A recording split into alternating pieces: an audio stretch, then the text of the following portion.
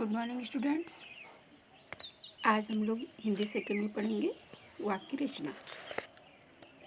तो वाक्य रचना किसे कहते हैं, इसको जानने से पहले हम ये जानते हैं कि वर्ड किसे कहते हैं। वर्ड क्या होता है?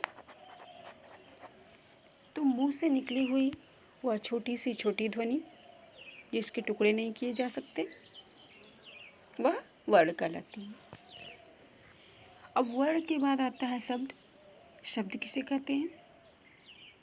तो वर्णों का सार्थक समूह या वर्णों का सार्थक मेल क्या कहलाता है? शब्द कहलाता है।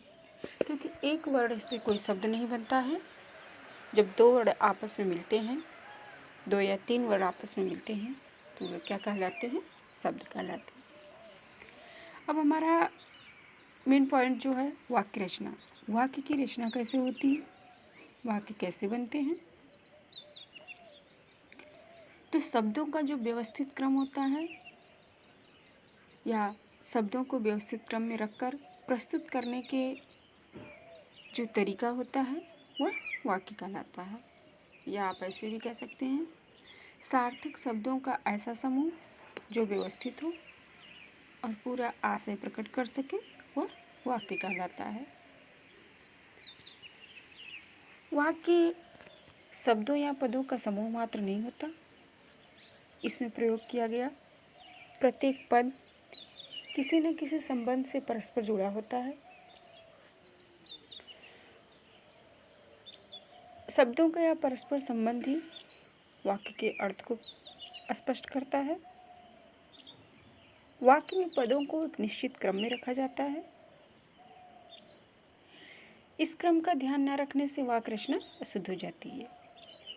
जैसे जब किसी वाक्य का निर्माण किया जाता है तो वाक्य में जो पदों का क्रम होता है कर्ता, कर्म और क्रिया की तरह होता है। क्योंकि जब तक कर्ता, कर्म और क्रिया स्पष्ट नहीं होंगे तब तक वाक्य निरर्थक रहेगा, सार्थक नहीं होगा।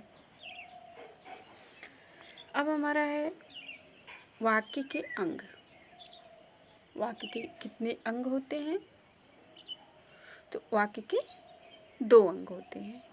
वाक्य के कितने अंग होते हैं? वाक्य के 2 अंग होते हैं। कौन कौन से? पहला आपका उद्देश्य।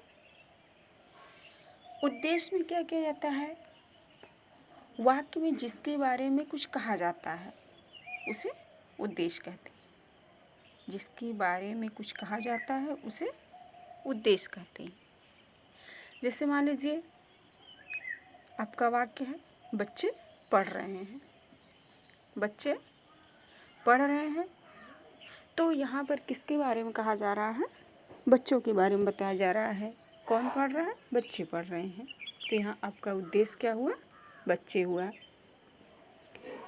उसी प्रकार आपका है लड़के खेल रहे हैं। तो यहाँ पर किसके बारे में कहा जा रहा है? यहाँ लड़कों के बारे में कहा जा रहा है। खेलने का काम कौन कर रहा है? लड़के कर रहे हैं। तो यहाँ आपका उद्देश्य हुआ लड़के। उद्देश्य वाक्य में जिसके बारे में कहा जाता है वह उद्देश्य होता है। दूसरा अंग है विधेय। विधेय किसे कहते हैं? तो वाक्य में उद्देश्य या कर्ता के बारे में जो कहता है उसे विधेय कहते हैं। वाक्य में उद्देश्य या कर्ता के बारे में जो कुछ कहा जाता है उसे विधेय कहते हैं। या यूँ कह लीजिए वाक्य में जो क्रिया होती है वह विधेय होती है और जो कर्ता होता है वह उद्देश्य होता है।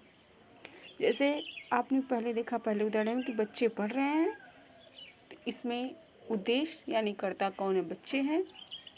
और क्रिया यानी विधेय क्या है?